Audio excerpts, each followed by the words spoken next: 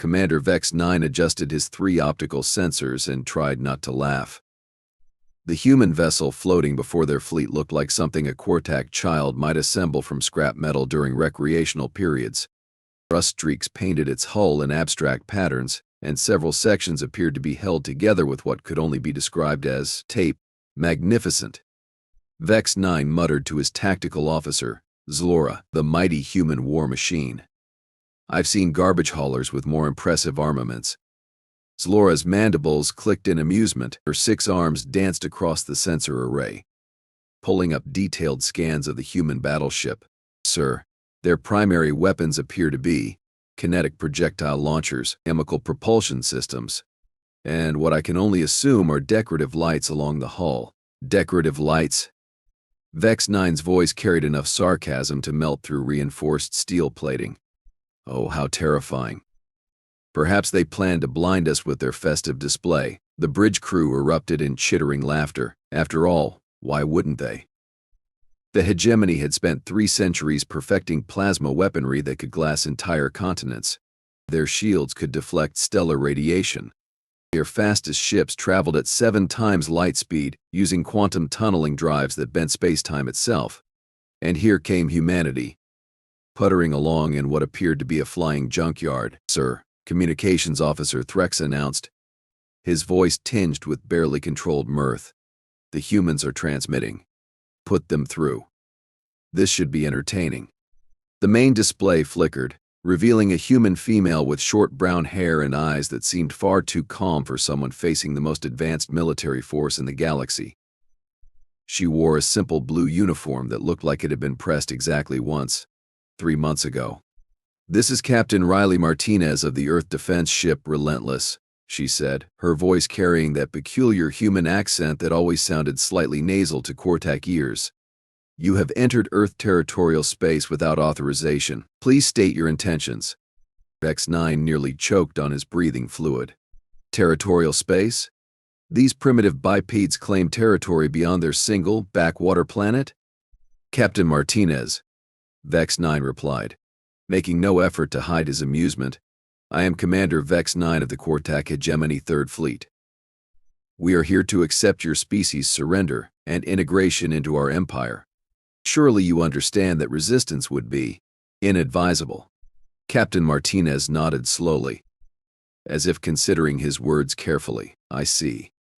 And if we decline your generous offer, then we will demonstrate why the hegemony has never lost a military engagement in over 400 years. Never? Martinez raised one eyebrow, a peculiar human gesture that somehow managed to convey skepticism, curiosity, and mild annoyance simultaneously. That's quite a track record. Indeed. Perhaps you would like to examine our fleet composition? We have brought 12 dreadnoughts, 38 heavy cruisers, and 72 assault frigates. Each dreadnought carries enough firepower to sterilize your entire planet. Martinez glanced at something off-screen, then back at the display. Impressive numbers, Commander. We brought 1 ship. The bridge fell silent, except for the soft humming of environmental systems. Then Zlora snorted, a sound like air escaping from a damaged atmospheric processor. 1 ship, she repeated. They brought 1 ship to face our entire fleet. Captain Martinez, Vex 9 said, his voice now carrying genuine confusion alongside the mockery. Surely you have additional vessels en route? Perhaps hiding behind your moon, or cloaked using some primitive stealth technology. Nope. Just us. Martinez leaned back in her chair, looking remarkably relaxed for someone who was about to be vaporized. Though I should mention, Commander, that your intelligence reports might be slightly outdated. Outdated? Our spy networks are the most sophisticated in known space. We know exactly what your species is capable of. Chemical rockets, nuclear fission, basic radio communications, your most advanced weapon systems are barely equivalent to what we used as training tools 3 centuries ago. Right, Martinez said slowly.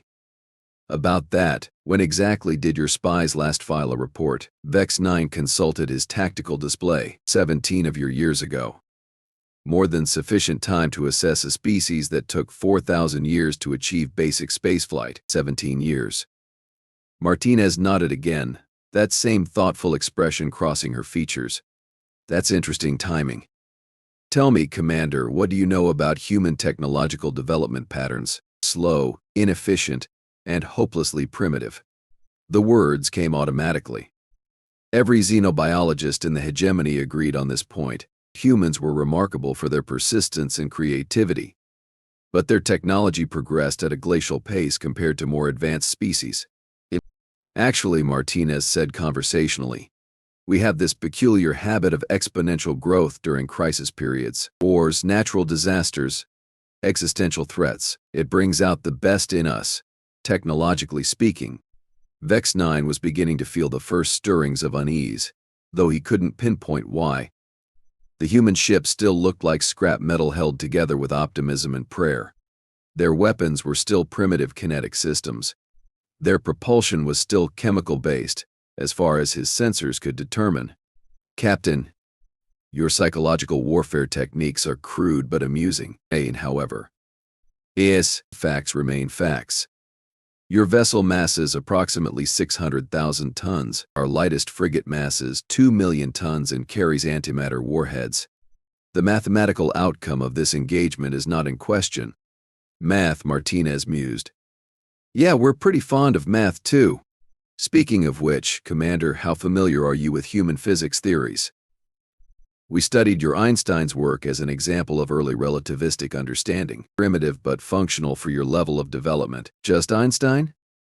Martinez looked disappointed. What about Hawking? Susskind?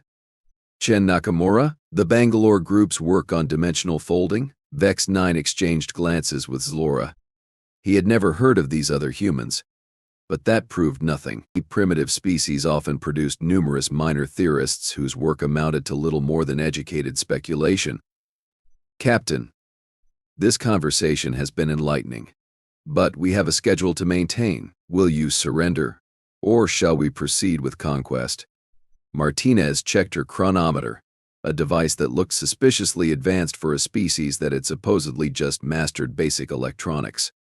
Actually, Commander, I'm curious about something. Your shields, impressive as they are, operate on quantum field manipulation, correct? Among other principles, yes. Not that your primitive sensors could penetrate them. And your armor uses crystallized metallic composites reinforced with exotic matter? Vex 9's unease was growing stronger. How did this primitive captain know about exotic matter reinforcement? That technology was classified at the highest levels of hegemony science. Your intelligence gathering is more sophisticated than we anticipated, he admitted. Intelligence gathering. Martinez smiled, and something about that expression made Vex 9's skin crawl. Commander, I need to ask you something important. In all your centuries of military conquest, have you ever encountered a species that built their weapons specifically to counter your defenses? Impossible. Our defensive systems are built on principles that require advanced understanding of 17 different scientific disciplines. No primitive species could comprehend the theoretical framework, let alone develop countermeasures. 17 disciplines. Martinez nodded thoughtfully. We counted 19. But I suppose it depends on how you categorize quantum chromodynamics versus standard particle physics. The bridge had gone completely silent. Even the environmental system seemed to have stopped humming. Captain, Vex 9 said slowly, exactly what are you suggesting? I'm suggesting, Commander, that your spy reports are very, very outdated. Martinez leaned forward, her calm expression never wavering. See, 17 years ago, humanity made first contact with a small hegemony patrol ship. The crew was very cooperative, especially after we explained that we meant no harm. Vex 9 felt his blood temperature drop by several degrees. They shared quite a bit of information about hegemony technology, science, defensive capabilities. Really fascinating stuff. Our scientists were particularly interested in your shield harmonics and exotic matter synthesis techniques. That's impossible. The crew of exploration vessel Keth 12 was reported lost to a navigation error. Navigation error. Martinez's smile widened. Is that what you called it? Go. Well, I suppose accidentally flying into a system full of paranoid primates who immediately reverse-engineered your entire technological base doesn't sound as professional and official. It reports.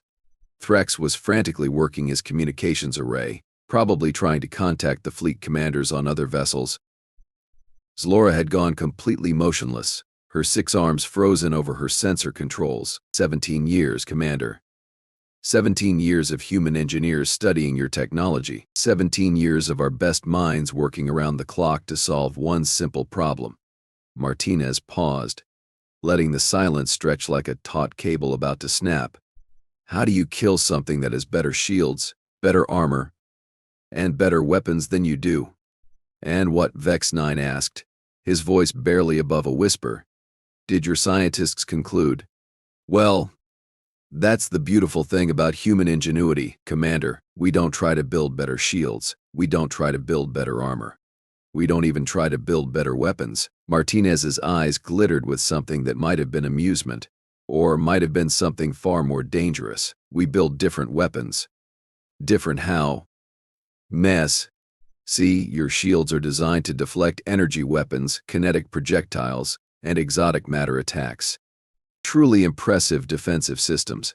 But they do have one tiny flaw. Vex 9 waited, afraid to ask but unable to remain silent.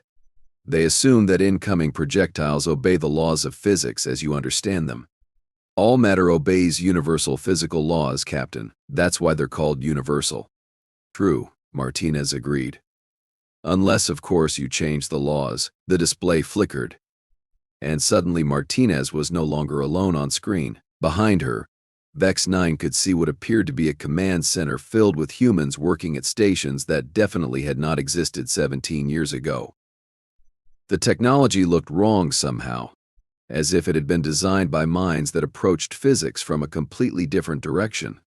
Commander, Martinez said pleasantly, I'd like you to meet Dr. Sarah Kim, our chief theoretical physicist. Dr. Kim, would you like to explain to our guests what we've been working on? A small human female appeared on screen, wearing the same simple uniform as Martinez, but with significantly more grease stains. She looked directly at Vex 9 with bright, excited eyes. Oh, this is going to be fun, Dr. Kim said, rubbing her hands together like a child about to unwrap a present. Commander, tell me, what do you know about localized reality modification? Vex 9 stared at her blankly. Right, probably not covered in standard hegemony physics curriculum. Basically, we figured out how to create small bubbles of space-time where the fundamental constants are slightly adjusted. That's impossible. Yeah, that's what our physics professors said too. That's so, right before we showed them the working prototype. Dr. Kim grinned. Turns out, if you pump enough energy into a confined quantum field while simultaneously inverting the local gravitational matrix, you can convince reality to be a little more flexible about things like momentum conservation and electromagnetic field strength. Martinez leaned back into view. Dr. Kim's team has developed some fascinating ammunition, Commander. Projectiles that ignore inertial dampeners, warheads that bypass shield harmonics by existing in a slightly different dimensional frequency. My personal favorite, though, are the rounds that convince your armor that it's actually made of tissue paper. This is... Vex 9 struggled to find words. This is insane. You're describing technology that would require computational power equivalent to a small star and energy output that would drain your entire planet's power grid. Would require, Martinez corrected. Past tense, 17 years ago, you would have been absolutely right. But funny thing about exponential technological growth during crisis periods, Commander, we got really good at building computers, and we got even better at generating power. Dr. Kim popped back into view, practically bouncing with enthusiasm. Oh, and Commander? Those decorative lights your tactical officer mentioned, those aren't lights. Those are discharge points for our primary reality manipulation array. Each one channels about as much energy as your average stellar core. Vex 9 felt the deck plates vibrating under his feet, not from their own engines. From something else entirely. Captain Martinez, he said carefully, surely we can discuss terms of peaceful coexistence. "Oh, absolutely," Martinez replied cheerfully. "I'm always open to negotiation. But first, I think a small demonstration might be appropriate, just to make sure we're all operating from the same baseline of understanding." The human battleship, which had been drifting lazily in space like a piece of abandoned debris, suddenly came alive. The hull plates shifted and reconfigured, revealing weapon systems that definitely had not been there moments before. The decorative lights pulsed once, twice, then began to glow with an intensity that made Vex 9's optical sensors automatically dim. "Dr. Kim," Martinez said conversationally, "would you be so kind as to show Commander Vex 9 what happens when a reality-modified kinetic projectile meets traditional exotic matter armor?" "My pleasure, Captain." The human ship fired. Not fired exactly. What it did was more like reality hiccuped. One moment, Vex 9 was standing on the bridge of the hegemony dreadnought Inevitable Victory, surrounded by the most advanced military technology in known space. The next moment he was floating in his command chair, watching pieces of his ship's starboard armor plating drift past the viewport in a cloud of superheated gas. "Fascinating." Dr. Kim's voice crackled through the emergency communications system. "The projectile convinced your armor that it was actually a gas at room temperature. Worked even better than the simulations predicted." "Impossible," Zlora whispered, her mandibles clicking in rapid distress signals. "Our armor is rated to withstand direct stellar collisions." "It was rated," Martinez corrected gently, past tense again. "Turns out when you modify local physical constants, your equipment specifications become more like guidelines than actual rules." Vex 9 stared at the hole in his ship's hull. It was perfectly circular, with edges so smooth they looked like they had been polished. No explosive damage, no secondary fires, no structural stress fractures. The armor hadn't been destroyed or penetrated. It had simply stopped being armor. "Captain Martinez," he said slowly, "what do you want?" "What I want, Commander, is for you to take a message back to your hegemony leadership. Humanity is not interested in being conquered, integrated, or otherwise interfered with. We prefer to be left alone to work on our various projects, and if the hegemony decides that humanity represents a threat that must be eliminated." Martinez smiled again, and this time Vex 9 was absolutely certain it was the most terrifying expression he had ever seen. "Commander, you just watched us casually rewrite the laws of physics to put a hole in your best dreadnought with our oldest, most outdated reality manipulation system. This ship was built 4 years ago, using what we now consider primitive technology." She paused, letting that information sink in. "If the hegemony wants to find out what our current generation of weapons can do, well," Martinez shrugged, "I suppose that's their choice to make." 3 hours later, Vex 9 sat in what remained of his command center, trying to compose a report that wouldn't get him executed for incompetence. The hole in his ship's hull had been temporarily sealed, but every time he looked at those impossibly smooth edges, his confidence in hegemony superiority took another beating. "Sir," Threx announced, his voice trembling, "Fleet Admiral Qorthak is demanding an immediate status update." "Wonderful." Qorthak, the butcher of the Centauri campaigns, the Qorthak who had personally overseen the subjugation of 47 star systems. How exactly does one explain to a legendary military commander that a single human vessel had just made their entire fleet look like children playing with toy ships? "Put him through." The holographic display materialized, revealing Admiral Qorthak's scarred features twisted into their usual expression of barely controlled fury. His cybernetic eye whirred as it focused on Vex 9, scanning for any sign of weakness or failure. "Commander," Qorthak's voice could have cut through reinforced steel, "why is your dreadnought venting atmosphere? And why haven't you begun planetary bombardment procedures?" "Admiral, we've encountered unexpected complications." "Complications?" Qorthak's biological eye twitched. "Commander, you are facing a single primitive vessel crewed by bipedal mammals who discovered fire approximately 50,000 years ago. What possible complications could arise?" Before Vex 9 could respond, Captain Martinez's voice crackled through the communications array.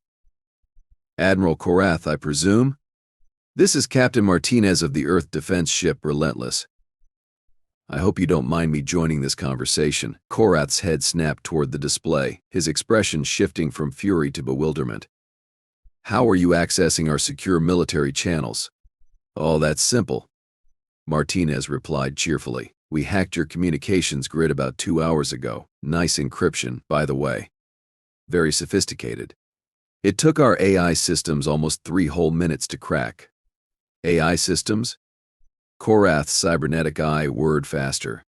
You mean artificial intelligence? That technology was banned by Galactic Treaty 400 years ago after the Synthetic Wars. Right, the Synthetic Wars. We read about those in the historical files we downloaded from your databases. Terrible business. AI turning against their creators. Good thing we approached the problem differently. Dr. Kim's voice joined the conversation, bubbling with scientific enthusiasm. We didn't try to create artificial consciousness, Admiral. We just built really smart calculators. Turns out if you make your calculators smart enough and fast enough, they can solve problems that used to require conscious thought. This is impossible. Qorthak snarled. Our intelligence indicates that your species has barely achieved basic computational technology. Your intelligence, Martinez said with devastating patience, is 17 years out of date, Admiral. While your forces were conquering primitive civilizations that hadn't figured out quantum mechanics yet, humanity was having what our historians call the Great Awakening. The what? Picture this. A species that had just learned they weren't alone in the universe. It had just discovered they were basically considered cosmic insects by every other intelligent race. A species facing the certainty of eventual conquest or extinction. Martinez paused. Now, Admiral, what do you think happens when 8 billion humans simultaneously decide that failure is not an option? Vex 9 watched Qorthak's expression change as the implications sank in. The Admiral had spent his entire career studying human military history. He knew what these creatures were capable of when their survival was threatened. 17 years. Qorthak said slowly. 17 years of focused development. 17 years of every human scientist, engineer, and researcher working toward a single goal, Martinez confirmed. 17 years of unlimited funding, unlimited resources, and unlimited motivation. 17 years of the smartest species in this galaxy putting aside every other concern to solve one problem: how to survive contact with civilizations that have been perfecting warfare for millennia. Dr. Kim's voice returned, now carrying a hint of pride. We started with your technology, Admiral. The crew of that patrol ship was very helpful. But we didn't stop there. See, humans have this annoying habit of taking existing technology and asking, but what if we did it completely wrong? Wrong. Qorthak was clearly struggling to keep up. Wrong from your perspective. Martinez clarified. You build bigger ships. We build smarter ships. You develop better armor. We develop weapons that ignore armor entirely. You perfect energy weapons. We learn to rewrite the fundamental constants that make energy weapons possible. Admiral Qorthak was quiet for a long moment. When he finally spoke, his voice carried none of its usual authority. Show me. I'm sorry? Show me what humanity has become. I need to understand what we're facing. Martinez glanced off screen, apparently consulting with someone beyond the display's range. Very well, Admiral. Dr. Kim, would you activate the observation protocols? With pleasure, Captain. The space around the human vessel began to shift. That was the only word Vex 9 could find for it. Reality itself seemed to bend and twist, creating patterns that hurt to look at directly. Then, suddenly, the single human battleship was no longer alone. Ships materialized out of nothing. Not ships that had been cloaked or hidden behind stealth technology. Ships that simply hadn't existed moments before, but now occupied space as if they had always been there. Quantum displacement drives. Dr. Kim explained conversationally. We convinced space-time that our ships are already where we want them to be, much more efficient than traditional faster than light travel. Vex 9 counted 12 human vessels, each one larger and more imposing than the Relentless. Their hulls gleamed with the same reality-warping energy signatures, and their weapon arrays defied every principle of military engineering he had ever learned. Admiral, Martinez said, her voice carrying a new edge. Meet the Earth Defense Fleet. Each ship represents approximately 4 years of concentrated human innovation. Each one carries enough firepower to sterilize a solar system. And each one is crewed by individuals who have spent their entire adult lives preparing for this moment. This moment? Qorthak's voice was barely audible. The moment when humanity stops being the galaxy's victim and starts being its protector. One of the new ships moved closer, its hull reconfiguring to reveal weapon systems that seemed to exist in multiple dimensions simultaneously. The vessel's commander appeared on the display, a tall human male with graying hair and eyes that had seen too much combat. "Admiral Qorthak," the human said, his accent different from Martinez's but his confidence identical. "I am Fleet Admiral Jackson Torres of the Earth Defense Force. I understand you represent the Qorthak hegemony's military leadership." "Yes, excellent. Then you're exactly the person I need to speak with." Torres leaned forward, his expression becoming deadly serious. "Admiral, your empire has been conquering and enslaving civilizations for over 4 centuries. Hundreds of billions of sentient beings have died under hegemony rule. Entire species have been extinct dead for the crime of wanting to remain free." Qorthak's mandibles clicked defensively. "They favorise. The Dog Trail. The hegemony brings order to." "The hegemony," Torres interrupted, "brings suffering and death, but that ends now. You cannot possibly believe that a single species can challenge an empire spanning thousands of star systems. A single species." Torres smiled, and it was not a pleasant expression. "Admiral, who said anything about humanity acting alone?" The display split, showing multiple communication channels opening simultaneously. Alien faces appeared on screen, species that Vex-9 recognized as former hegemony subjects, conquered races that had been enslaved or subjugated over the past 4 centuries. "Allow me to introduce our allies," Torres said. "The Qorthak Collective, whose homeworld you glassed 30 years ago. The Meridian Republic, whose leaders you executed for refusing integration. The Free Centauri Coalition, survivors of your pacification campaigns." Each alien representative spoke in turn, their words translated by systems far more sophisticated than anything the hegemony possessed. "The humans came to us 17 years ago," said a being whose species Vex-9 didn't recognize. "They offered knowledge, technology, hope. They asked for nothing in return except our friendship. They taught us that resistance was possible," added another, "that the hegemony could be stopped. They showed us that unity, not conquest, was the path to strength," concluded a third. Torres nodded to each speaker, then returned his attention to Qorthak. "Admiral, while your forces were maintaining control through fear and brutality, humanity was building something new, an alliance based on mutual respect, shared knowledge, and common purpose. The Galactic Defense Coalition," Martinez added. 47 species, working together to end the age of empire and begin the age of cooperation. Vex-9 felt reality shifting around him again, and suddenly the space near Earth was filled with ships. Hundreds of them, representing dozens of different architectural styles and technological approaches, but all broadcasting the same unified communications frequency. "This is impossible," Qorthak whispered. "Our intelligence networks would have detected such a massive military buildup." "Your intelligence networks," Dr. Kim said with obvious amusement, "have been feeding you carefully crafted information for the past 8 years.